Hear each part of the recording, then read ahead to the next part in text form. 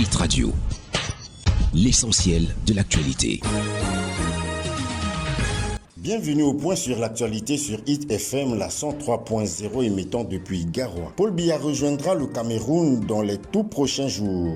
Dans un communiqué ce mardi 8 octobre 2024, le ministre de la Communication et porte-parole du gouvernement informe que la force de l'expérience Paul Biya est en cours séjour privé en Europe, notamment après le sommet Chine-Afrique. Paul Biya, le président de la République, est-il malade? La réponse à cette question est non. Répond René Emmanuel Sadi, ministre de la Communication et porte-parole du gouvernement. Dans une communication ce mardi 8 octobre 2024, il apporte des clarifications sur l'état de santé du numéro 1 camerounais. Le gouvernement de la République affirme sans ombrage que ces rumeurs relèvent du fantasme de la pure imagination de leur auteur et entend ici y apporter un démenti formel. Le gouvernement tient à faire savoir qu'au lendemain du sommet Chine-Afrique auquel il a pris une part active, le chef de l'État s'est accordé un bref séjour privé en Europe, peut-on lire dans le communiqué du porte-parole du gouvernement. Les Lions indomptables sont conscients de l'enjeu de cette troisième journée des éliminatoires de la CAN 2025 au Harambee Stars. C'est un groupe de 20 joueurs qui ont pris part à la troisième séance d'entraînement des Lions indomptables ce mardi 8 octobre. Le technicien belge Marc Brice et les autres membres du staff étaient à fond avec des exercices spécifiques car la préparation est montée d'un cran dans la tanière. Déjà 3 séances en 2 jours dans une belle ambiance. La séance d'entraînement d'hier était axée sur quelques exercices physiques et la circulation de balles face à un bloc bas. Conscient des difficultés que son équipe a rencontrées récemment dans le jeu face à des adversaires regroupés, Marc Brice a beaucoup insisté sur l'animation offensive.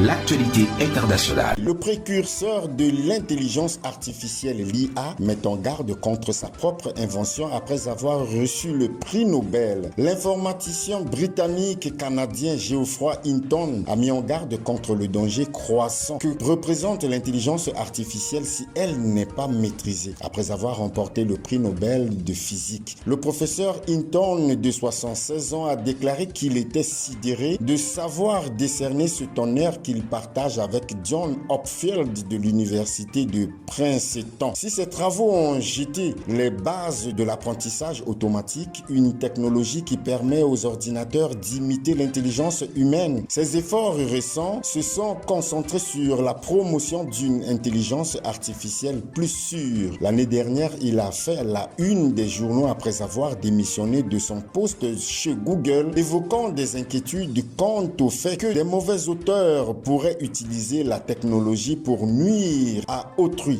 Aux États-Unis, l'ouragan Milton s'approche des côtes de Floride qu'il devrait atteindre dans la nuit de ce mercredi à jeudi. Repassé en catégorie 5, la plus dangereuse, il pourrait être le pire des ouragans en un siècle selon Joe Biden. Les ordres d'évacuation se multiplient alors que la FEMA, l'agence fédérale de gestion des situations d'urgence, est dans la tourmente. Les phénomènes météorologiques extrêmes que le changement climatique rend plus probable et plus fréquent menacent non seulement la sécurité de la population, mais même la capacité des institutions censées gérer la situation pré- et post-catastrophe. C'est pourquoi la FEMA, l'organisation fédérale américaine chargée de porter secours dans des situations d'urgence, est sur tous les fronts. Elle a dû venir en aide aux victimes de l'ouragan Hélène qui ravageait il y a moins de 2 semaines 6 États du sud-est américain, provoquant la mort de plus de 230 personnes et entraînant d'immenses dégâts. Quelques 7000 agents mobilisés, 15 millions de repas distribués et 500 000 bâches. Coût global 210 millions de dollars. Et c'est la fin du point sur l'actualité, mesdames et messieurs.